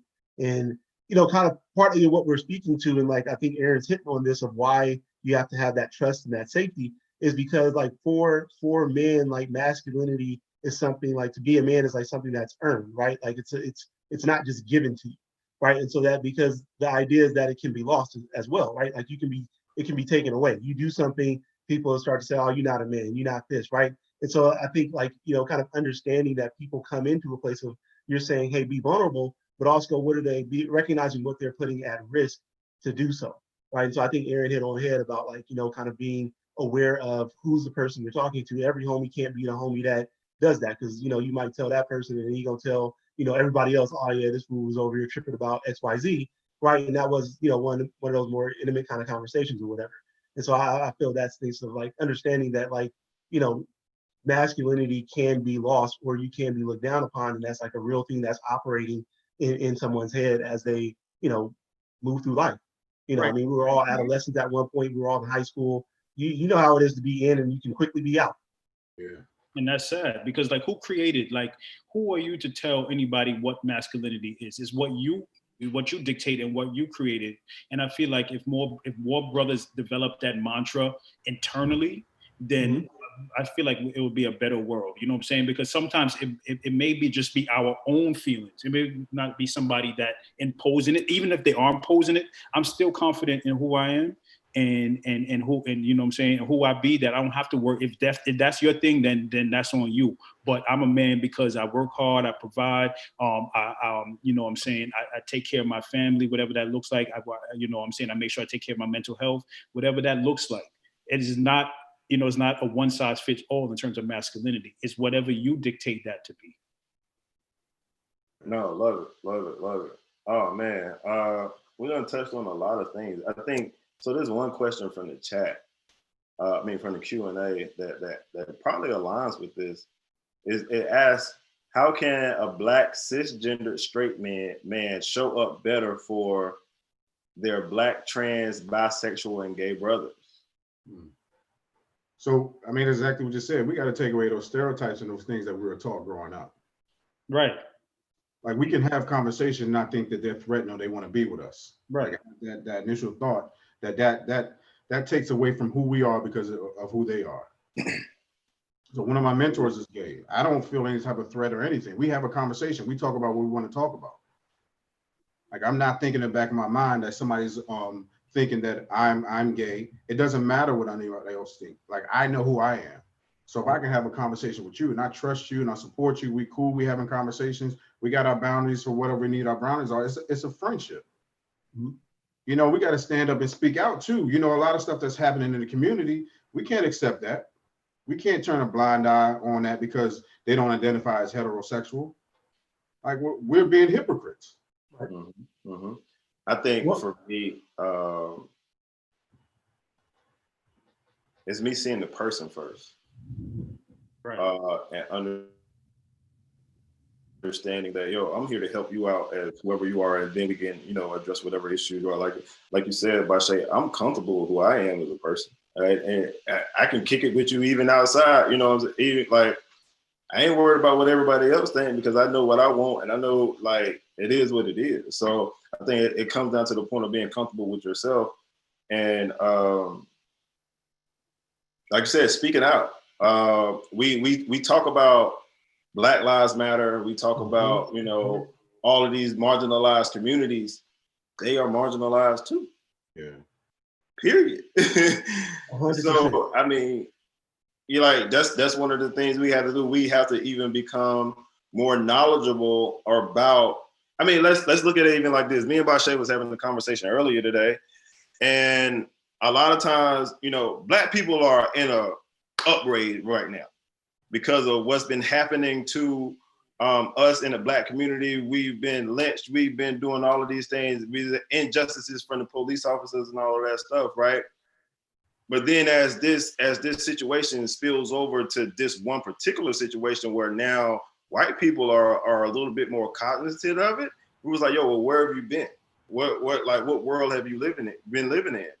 Same thing goes for the LGBTQAI community. Mm-hmm. Stuff is still going on. So like now they're looking at us like, where have you been? Like, what are you going to do now? Right. Certain stuff is still going on. Right. So we got to do a little bit we got to do a little bit deeper digging as far as the issues that get swept under the rug when it still pertains to, because that's still our community. Right. 100%. Like, I think you're touching on, one of my partners has said, like, why do I care who you're sleeping with or whatever, right? Like, if it's not me, if I'm not, like, it doesn't really matter to me, right? And so just kind of roll in life and see people as people. But I think the other thing, that kind of resonated with me, somebody said the other day in the midst of all that's going on, is like, don't think that like the person who, hates Black people or is racist against Black people loves Jews. or loves the queer community, right? Like they're all the same person. And so kind of keeping that in mind of like, yo, man, if they don't like one of us, they don't like all of us, right? And so, you know, if I don't identify with one other community, what does that matter?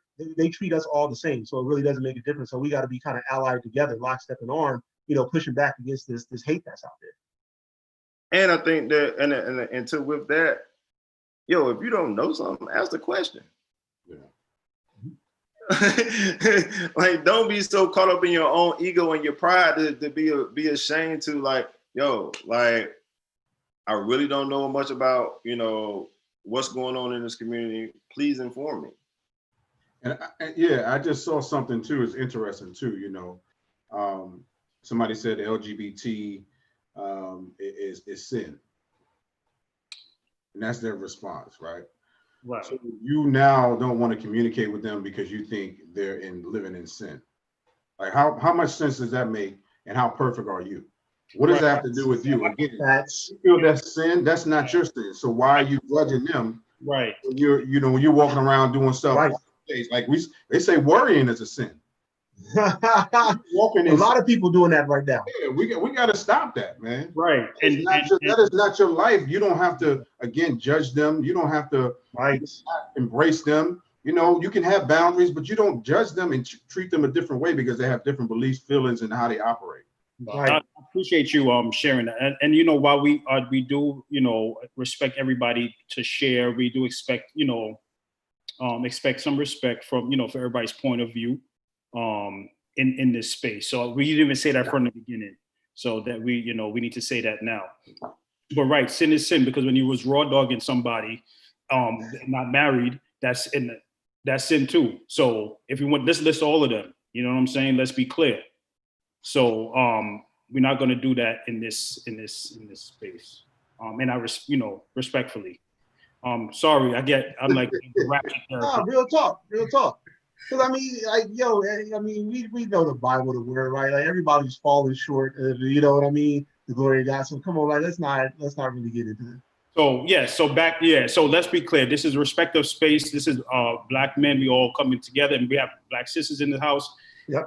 We are here to have a conversation, just like we were all chilling in the living room, having a conversation. So can we do something? You mentioned our sisters, yo. I wanted we said we had to give a shout out to the sisters. Yo, they showed up for us. Yeah, for real. So amazing, sharing our stuff, telling people to come in, and it's easier for, you know, women to get the men to hop on, right, to come and participate, which is so dope. But we definitely appreciate y'all. Yeah, we definitely. I mean, just from my own experience, like, I mean, you know, for me, like what you see before you, Stevon Lewis, has been because of the support of Black women 100%, right? Like, you know, my mentors coming up in you know, this game and kind of just through life, like Black women have been a huge major supporter of Stevon Lewis and have put me on time and time again. So, you know, I mean, I saw like a lot of sharing through social media of this and just trying to, you know, get brothers to get some support, get some help, just even be part of the conversation. So, I mean, hands down, you know, I owe whatever you see here to that for sure. Yeah, I like how you're speaking in third person though, but go ahead. Right, you see, I'm just. Oh look, you can't do nothing right there. Like, wow, I don't have an experience like that. I'm talking third person. Wow. So look, so like, even though, so y'all, you know, y'all talking about the Black women, I definitely love Black women. I appreciate all of their support, and a lot of times it's tough for them to deal with us. Yeah. Speak for yourself, brother. I think I'm good. Like, look. You ain't always been that. You ain't always been that button up. Yeah, look, nah, don't even look. Can I get to the question, please?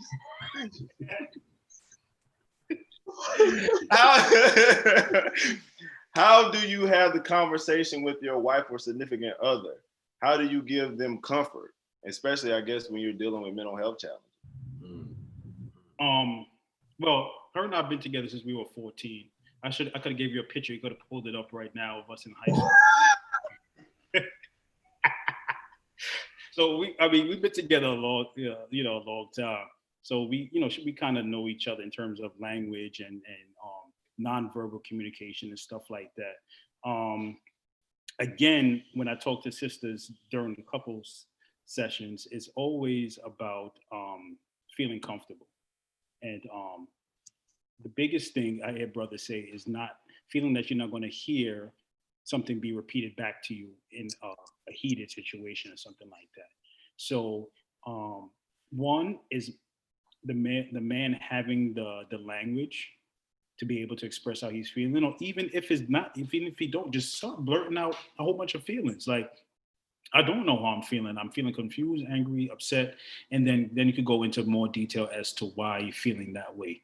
But really just about one, being able to articulate that something is wrong. And then two, feeling comfortable in that space to have that conversation. So the support is, you know, and I thank my wife. I told her today, thank her for supporting me in my venture to spread the gospel of mental health. Because, you know, you have to have that support behind you from your spouse and my mom as well. I'm talking about Black woman, my mom always been supportive because she called me this week and told me that how proud of that she's very proud of me and stuff like that. And then she called my wife and told her that she thanked her for being a supportive wife, and that makes her happy as a mother. So for me, I'm gonna hop in there. So you do the plug in my book. Oh, boy. It talks about, can we communicate? Can I be vulnerable? It talks about you made it safe, and it gives the actual tools and tips how to communicate those things to your significant other. And also it has a section in there for women. We're talking about the words, how you mention, how you talk to me and what that does for me, what I'm hearing, what I'm listening to.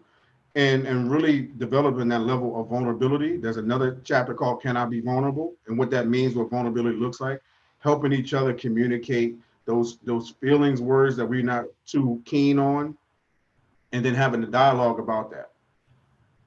So yeah, go get the book. Show it again. Someone said the glare was in the way. So pull it up close. Yeah. Dear future wife. I'm dropping the link in the chat. How can they? I saw somebody write they want to get a signed copy. How can they get a signed copy? That's gonna be extra, but how? How can they get that? That's the link. So the link that I gave tonight is the signed copies. Like if you just want to get it, you don't want the signed copy, you can just get it off Amazon. If you have, Prime, you probably get it, you get it faster. But I have all my copies. I have 2 boxes over here of books that I just ordered, and I'll sign them and I'll send it out to you.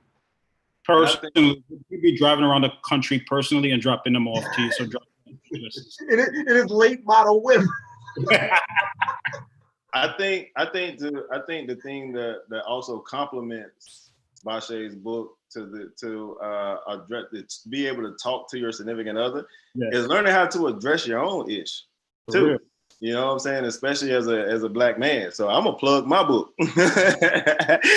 Injured Reserve, a Black man's playbook to manage being sidelined by mental illness. Yes. But no, the book actually goes along my journey of learning what my disorder was. I was diagnosed with bipolar 1 disorder, but then also dealt with suicide attempts as well. So learning how to juggle that, learning how to manage. So the book it shares my story, but then also challenges the reader to address their own stuff with different tips at the end of each chapter. So it's legit written like a playbook. So so make sure that y'all check that out as well. Yeah. So somebody posted, they were asking about. Oh, go for it. Go ahead. Oh, I was going to actually say, would a gay man be okay reading my book as for a gay man?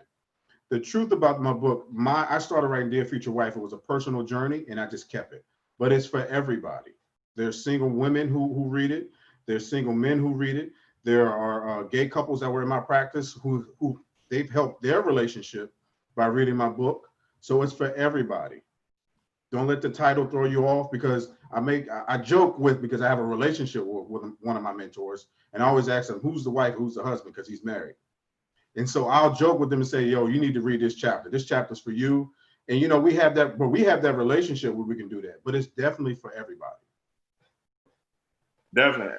And I would suggest my book for everybody too. I have we talked about, I know we're approaching 5 minutes. I don't know what the fellas got to do tonight. I don't know if y'all want to go a little bit longer or not, but I know we've been on it for 2 hours already. No, let's go. We go all night. Well, that's not true. That's not true. That's not true. We got a lot. Oh, well, for one, we have a lot of questions that we didn't get to, but this was the introduction, not even just for, it's so many things to talk about, man, especially from a Black male perspective when it comes down to addressing mental health. Then just us as we y'all can see we homies. So like we love to just, chop it up. Yeah. But we're going to share it. So everyone that registered, man, we got your emails. We're going to send out a resource list. Also go probably answer some of y'all questions that are in here as well. So as a follow-up and all of those things too. We're going to also send out a recording of this too. So we'll definitely be able to check this out. Y'all make sure y'all follow us on, just different social media platforms and all of that. I know it's kind of hard to keep everybody's attention past actual time. Right. But we got the questions. I'm gonna make sure we save those and be able to start, addressing that. But before everybody start logging off, fellas, I want y'all to, give y'all shameless plugs or whatever y'all want to, drop before everybody get off. Let me go because I have young babies that's waiting for me. Oh, here the dude could go all night. Yeah, we could do this forever. Now you talking about you gotta go babysit this. Listen, so one thing when somebody asks about a Black female therapist for a Black male, my therapist is a Black female, Black woman therapist, and she's I had her since grad school, so she's been awesome, and I enjoyed this event tremendously. We definitely have a part 2, and you could catch me on what's my Instagram? VH1 Black_therapist. What you said? VH1. That's his second address. Oh man, get out of here. You can catch me on the Black_therapist. There, I'll be posting information for the Black community about mental health and things of that nature. Again, it's the Black_therapist. Cop a Black Kings Need Therapy t-shirt. Can you drop that link again, big homie? In the bio, in the chat.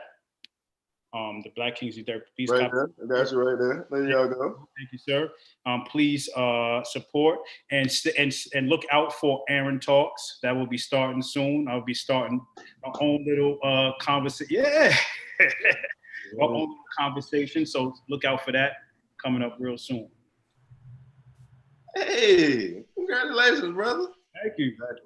Hey. Need to hear your voice. Yes. I guess I'll go. If you Google Stevon Lewis, you'll find everything about me, kind of. All my social media handles, my website, everything is at Stevon Lewis. On social media, it's at Stevon Lewis MFT. I do not have a book yet. I am working on a kind of workbook for imposter syndrome to kind of have some of the activities and stuff that I do with some of my clients and trying to turn that also into a course. So, I'm in the back, behind the scenes on the back end, trying to get to, Bashea's level and Rwenshaun's level and where Arron are. So I'm like bringing up the rear. Yeah, try to do my thing. But definitely you find me on social media. Just Stevon Lewis, Google that, and you will find pretty much where I am and what I'm doing. And Stevon is the only one that has a net worth up there. You can Google Stevon's net worth. You got to get it to a certain level. And it's like, Stevon's net worth is like 1 point. He was like, all right. That's because property's high in California, bro. Okay. All right, but I'm Paul Bashea Williams. You can find me on Instagram, Bashea Williams, Facebook, Bashea Williams. I don't really use Twitter, but I have a Twitter. I have a YouTube. It's Bashea Williams. I haven't recorded in a while, but everything is Bashea Williams. I have a podcast called Be Uncut that's on all podcast platforms. And I'm talking real raw on it. I'm not sugarcoating, it's not the therapist. And also, I also want to get the disclaimer on my Instagram, it's therapeutic stuff, but I'm not your therapist on there. Right. I want you to really, if you're looking for therapy, try to get a therapist. They'll be more connected to you. You can really talk about your issues personally. But yeah, that's where you can find me, Bashea Williams. All right. All right, I guess I'll close it out, man. It was a pleasure to be the moderator for you gentlemen this evening, man. You know, just to be in service of you all. But then also, man, it was definitely a love to see everybody tuning in, and I hope you all got something from this, man. It's not just, you know, us preaching about mental health, but then also us sharing real life experiences, and especially the things that are actually going on in today's time. The Black men, yo, we're being hunted, and a lot of times we don't feel like we are worthy of being praised. So I definitely want to change that narrative, but then also let y'all know that we're here to help. Again, if you can spell my name, you can find me. It's Rwenshaun. I'm on all platforms as well. I recently got back into Twitter. So I've been loving Twitter since COVID hit. I ain't even gonna lie. But then check out my book and check out the Bashea's book, and then look for the Stevon's book. But then also later on this month, man, I'm a journaler. Journaler. So like that's my thing. But I'm also releasing a journal later on this month. It's called the Why You Stressing Journal, and it's going to be a journal to be able to do research on yourself and understand the things that help your mental health, but then also things that may hinder it. So, and then all of the proceeds from that journal will actually go towards my nonprofit, which I use to raise mental health awareness in Black and Brown communities. But then also during this COVID-19 thing, man, we've been subsidizing people's therapy services. So like that's my thing is about giving back, and then, you know, making sure that our people get the help that they actually need. So definitely be on the lookout for that. On my website, you can actually, you know, register to be one of the first ones to get a journal. So yeah, make sure you check that out as well at Rwenshaun.com. So and again, I'm gonna be sending a recap out, man. So make sure we have everybody's information, and but then also have the resources and stuff in there as well. Yeah, and I want to say I do have resources at BasheaWilliams.com, articles on finance, fatherhood, co-parenting, relationships. Y'all know relationships is my thing, but check that out as well. Right. I don't have no resources, but I love being a Black man. I just want to end on that note. He said, "It's going to say I don't have no resources." Ridiculous, man. Ridiculous. Oh man, again, man, yo, we appreciate it. We like it's love. Appreciate everybody again. To reiterate what Bashea was saying, I'm sorry, I got to go back to this. Instagram, for us as therapists, know that Instagram and all other forms of social media are not methods for us to provide therapy. We each all have our own particular website that goes to our offices and all of those types of things. So, you know, it's kind of against the law for us to provide therapeutic services through a social media platform because you just don't know who you're talking to, period. So definitely wanted to give you all that. You know, we each have our respective emails and all those things. So be sure to reach out to us that way too.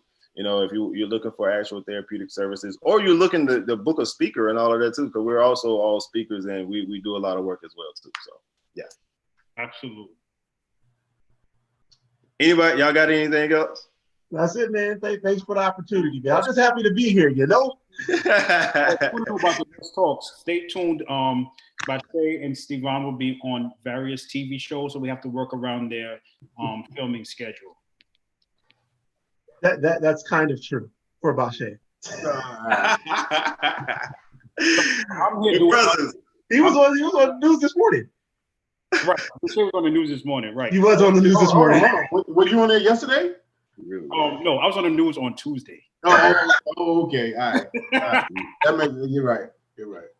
Hey, fellas. No, first of all, I mean, well, I know we keep saying we're gonna close out, but this is how we do.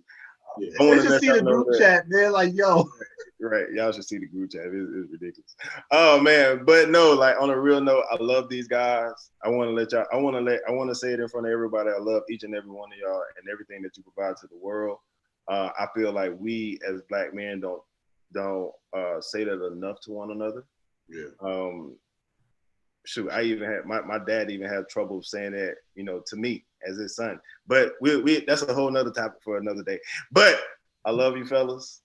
I love everybody that tuned in today, man. I hope y'all got something from it. And yo, that's it. Yeah. Amen. I love y'all too, man. Love you too, boss. Same thing, brothers.